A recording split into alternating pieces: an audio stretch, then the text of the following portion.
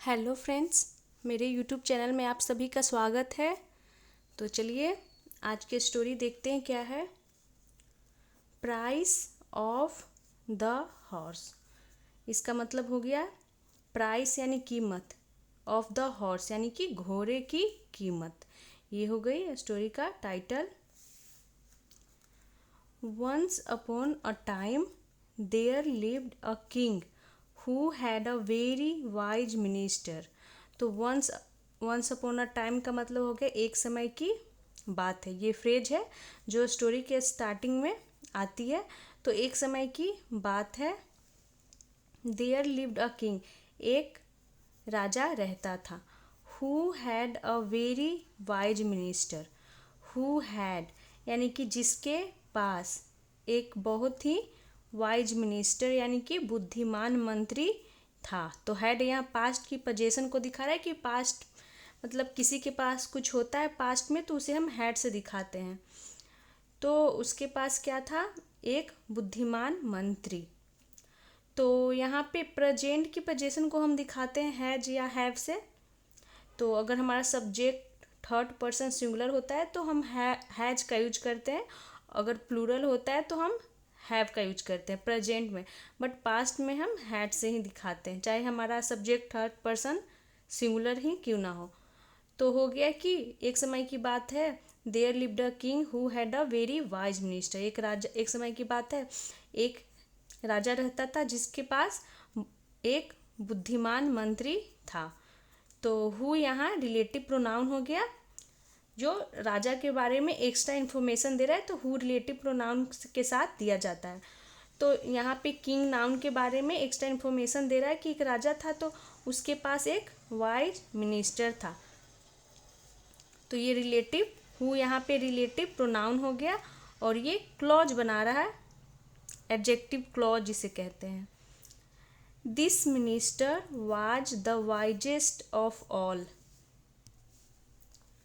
This minister यानी कि यह मंत्री, वाज यानी था, द वाइजेस्ट यानी कि सबसे बुद्धिमान, ऑफ ऑल यानी कि सभी मंत्रियों में, मिनिस्टर यानी सभी मंत्रियों में वो सबसे बुद्धिमान था।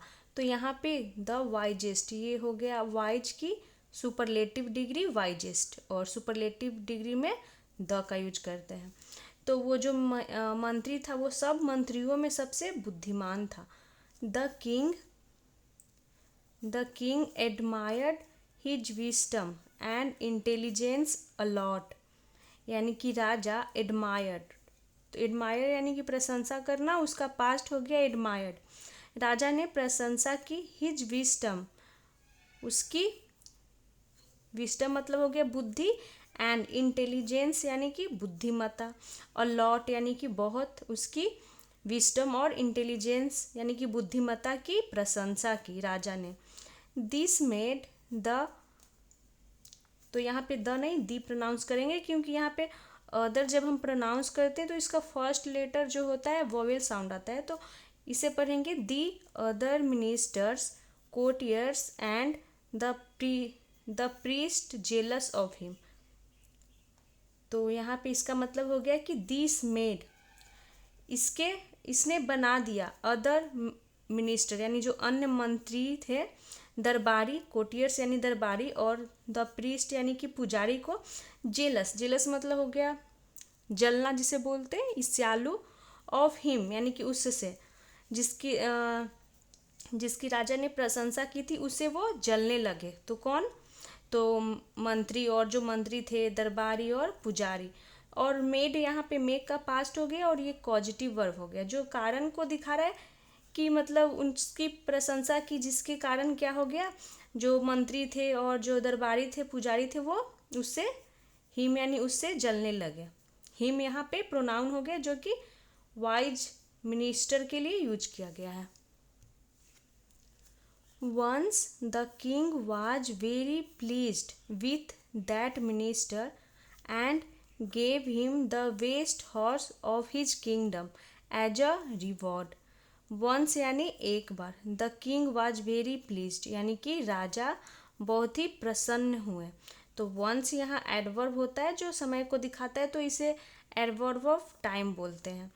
तो एक बार राजा बहुत ही प्रसन्न हुए विथ डैट मिनिस्टर, यानी कि उस मंत्री से, एंड गेव हिम और उसे दिए द बेस्ट हॉर्स, यानी कि सबसे बढ़िया घोड़ा ऑफ हिज किंगडम, यानी कि अपने राज्य का, एज अ रिवॉर्ड, यानी कि एक उपहार के रूप में। तो वो उस मंत्री से बहुत ही प्रसन्न होते हैं और उसे राज्य का जो सबसे बढ़िया घोड़ा होता है उसे रिवॉर्ड के रूप में देते हैं उस मंत्री को। हिम यहाँ पे वाइज जो मिनिस्टर था उसके लिए यूज हुआ है। All the other courtiers InVID him. तो ऑल द अदर कोर्टियर्स यानी कि सभी जो अदर अन्य दरबारी थे, इनविड का मतलब हो गया कि ईर्ष्या करने लगे उससे, ये हो गया। तो राजा उसे उपहार के रूप में जो राज्य का सबसे बढ़िया घोड़ा होता है उसे उपहार में देते। तो सभी जो दरबारी थे उससे ईर्ष्या करने लगे, जलने लगे।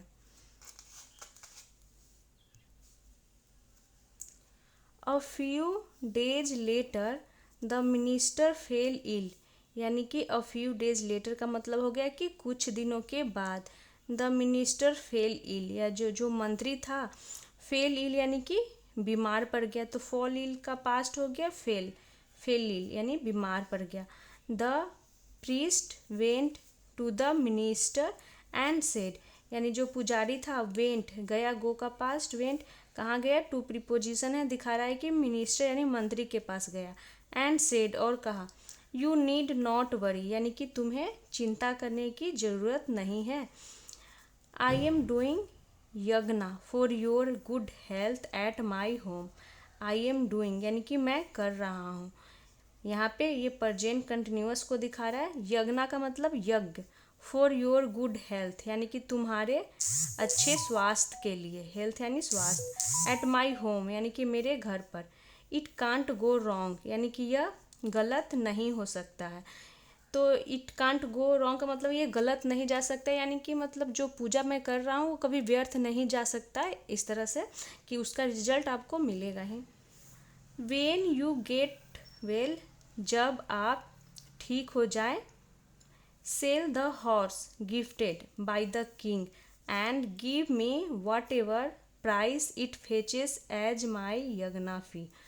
तो इसका मतलब हो गया कि जब आप ठीक हो जाए तो सेल यानी कि बेच दे, द हॉर्स यानी कि घोड़े को, उस घोड़े को जो गिफ्टेड यानी कि दिया गया है, बाय द किंग यानी कि राजा के द्वारा, एंड गिव मी और मुझे दे, वट एवर यानी जो कुछ भी, प्राइस यानी कि कीमत, इट फेचेज यानी इससे मिलता है, एज माई यज्ञ फी यानी कि मेरे यज्ञ के फी के रूप में।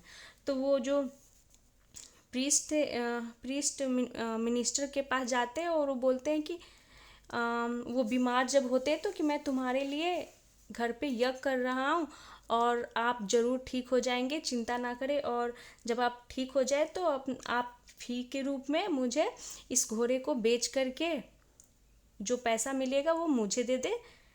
तो ऐसा बोलते हैं, यानी कि वही घोड़ा जो राजा उसे वाइज मिनिस्टर को दिए थे।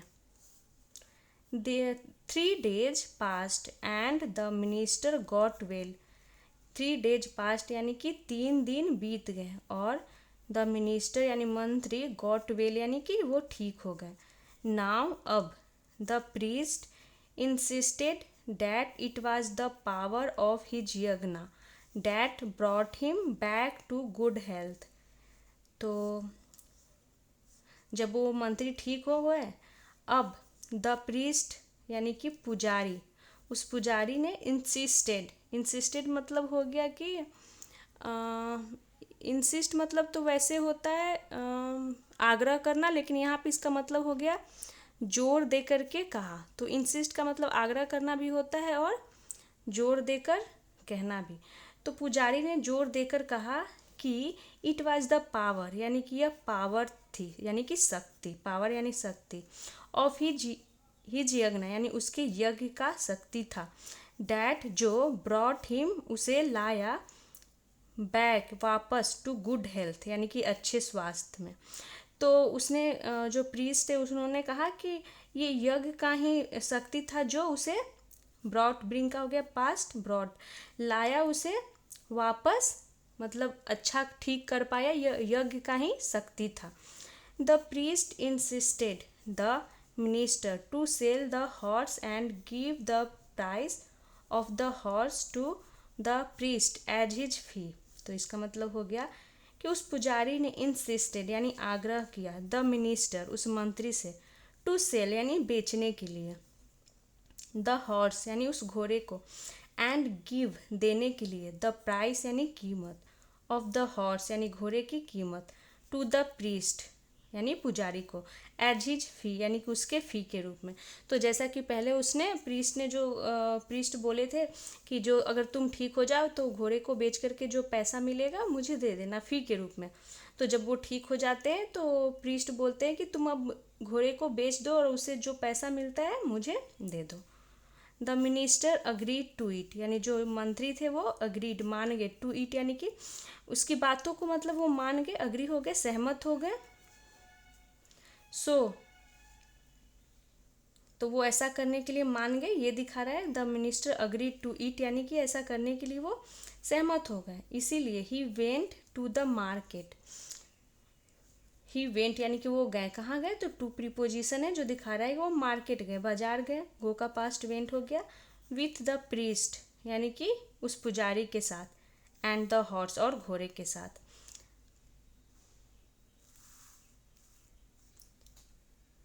There he bought some flowers, वहाँ, तो देयर ये प्लेस को दिखा रहा है कि वहाँ ही बॉट उन्होंने खरीदा, बाई का पास्ट हो गया बॉट, सम फ्लावर्स कुछ फूल, देन ही कॉल्ड आउट, तब उन्होंने, कॉल्ड आउट मतलब पुकारा यानी आवाज़ लगाई, लिसन एवरीवन यानी कि हर सब कोई सुनो, इस तरह से। There this horse is on sale for 1 coin यानी कि दिस हॉर्स यह घोड़ा बिक रहा है, इज ऑन मतलब कि इज ऑन सेल यानी कि यह घोड़ा बिक रहा है, फॉर 1 कॉइन यानी कि एक एक कॉइन में यानी एक सिक्के में ये घोड़ा बिक रहा है। एनी वन कैन बाई यानी कि कोई भी कैन, तो यहाँ पे ये वो प्रश्न पूछ रहे हैं कि ये घोड़ा एक सिक्के में बिक रहा है, एनी वन कैन बाई, क्या कोई बाई यानी कि खरीद सकता है, दिस ब्यूटीफुल इस सुंदर हॉर्स को, by just giving me 1 coin यानी कि केवल मुझे एक कॉइन यानी एक सिक्का दे करके, बाई जस्ट गिविंग का मतलब हो गया कि सिर्फ दे करके एक सिक्का मुझे, but there is a condition, लेकिन देयर इज अ कंडीशन का मतलब हो गया कि लेकिन एक शर्त है, कंडीशन यानी शर्त। तो वो जो मिनिस्टर थे वो बाजार जाते हैं, जैसा कि पुजारी बोलते हैं, तो वो बाजार जाते हैं और कुछ फूल खरीदते हैं और चिल्लाते हैं कि एक सिक्के में ये सुंदर सा जो घोड़ा है बिक रहा है, किसी को चाहिए, इस तरह से। तो और साथ में वो एक कंडीशन रखते हैं यानी शर्त रखते हैं, क्या वो शर्त है, the buyer must buy these flowers also which are priced at 500 rupees यानी कि द बायर, बायर यानी कि जो खरीदता है, खरीदार, बायर मतलब खरीदार हो गया, मस्ट बाई यानी कि जरूर, बाई यानी खरीदेगा, दीज फ्लावर्स इन फूलों को, ऑल्सो यानी भी, विच आर प्राइस्ड जिसका, प्राइस्ड यानी कीमत है, एट 500 रुपीज यानी 500 रुपये। तो वो बोलते हैं कि जो भी खरीदेगा इस घोड़े को उसको क्या खरीदना पड़ेगा, तो इन फूलों को, जिसकी कीमत कितनी थी, तो 500 rupees. Everyone was attracted towards this beautiful offer. Everyone यानी हर कोई, was attracted यानी हर कोई आकर्षित हुआ, towards यानी की ओर, his wonderful offer यानी कि इस अद्भुत प्रस्ताव की ओर हर कोई attracted हुआ यानी आकर्षित हुआ। A man एक आदमी, came forward यानी कि कम का पास्ट केम फॉरवर्ड यानी आगे आया, एंड बॉट और खरीदा द हॉर्स उस घोड़े को, विथ द फ्लावर्स यानी कि उस फूल के साथ, and handed the minister 1 coin and 500 rupees. और हैंडेड मतलब कि सौंपा यानी दिया, द मिनिस्टर उस मंत्री को 1 कॉइन यानी एक सिक्का और 500 रुपये। The clever minister gave the coin to the priest यानी जो चालाक मंत्री थे, गेव दिए, द कॉइन यानी सिक्का, टू द प्रीस्ट पुजारी को, which was the price of the horse जो, विच यानी जो, वाज यानी था, द प्राइस यानी कीमत, ऑफ द हॉर्स घोड़े की। तो जैसा कि कंडीशन था कि मतलब जो घोड़े को खरीदेगा उसके साथ में फूल को खरीदेगा। तो जो प्रीस्ट थे उनका क्या था कि घोड़े बेच करके मुझे पैसा देना, तो जो मंत्री थे वो एक सिक्के में बेच देते हैं, तो एक सिक्का ही बस पुजारी का होता है और 500 रुपये हो जाता है मिनिस्टर का। तो वो सच में वाइज मिनिस्टर ही थे क्योंकि उन्होंने अपना बुद्धि लगाया। अब चलिए देखते हैं इस स्टोरी का सार क्या है। There is no harm in tricking the tricksters. There is no harm इसका मतलब हो गया कि कोई नुकसान नहीं है, इन ट्रिकिंग यानी कि धोखा करने में, धोखा देने में, द ट्रिकस्टर यानी कि धोखेबाज को। ट्रिकस्टर्स मतलब हो गया धोखेबाज, तो इसका पूरा का मतलब हो गया कि धोखेबाज के साथ धोखा करने या धोखा देने में कोई नुकसान नहीं है। तो ये हो गया कि धोखेबाजों के साथ अगर हम धोखा करते हैं तो उसमें कोई बुराई नहीं है। ये हो गया स्टोरी। तो मिलते हैं नेक्स्ट वीडियो में। Thanks for watching.